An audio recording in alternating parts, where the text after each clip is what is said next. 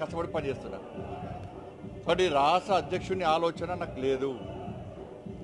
అంతకంటే పెద్ద బాధ్యతలు నేను ఉన్నా, ఆ బాధ్యత నెరవేర్చే క్రమంలో మాత్రమే నేను పనిచేస్తున్నా. కాబట్టి పార్టీ మీద కానీ నా మీద కానీ ప్రేమ అభిమానం ఉన్నటువంటి ప్రతి ఒక్కరు కూడా దయచేసి నాకు సహకరించండి. నేను మీరు రాయడానికి తప్పుపడతలేను, కానీ దాని ద్వారా ఇబ్బందులు వస్తాయి.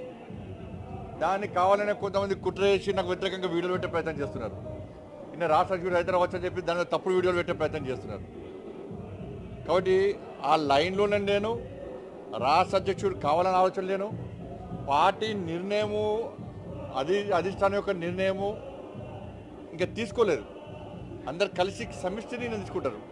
కాబట్టి రాష్ట్ర అధ్యక్షుడి ప్రస్తావన లేదు.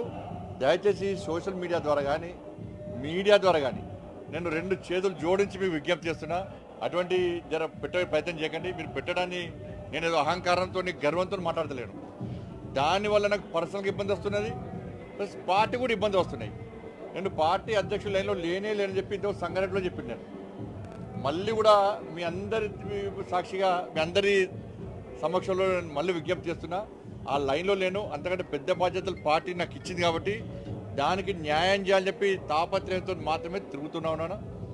కాబట్టి ఇవన్నీ వచ్చేటివి కూడా కేవలం ప్రచారం మాత్రమే, ఊహాగానాలు మాత్రమే ఇవన్నీ. కాబట్టి దయచేసి అందరు సహకరించవలసిందిగా కోరుతున్నాను. దీనివల్ల నాకు పర్సనల్గా డ్యామేజ్ అవుతుంది, పార్టీ కూడా ఇబ్బందులు వచ్చే ప్రమాదం ఉంది. కాబట్టి దయచేసి అందరు సహకరించవలసిందే కోరుతున్నాను.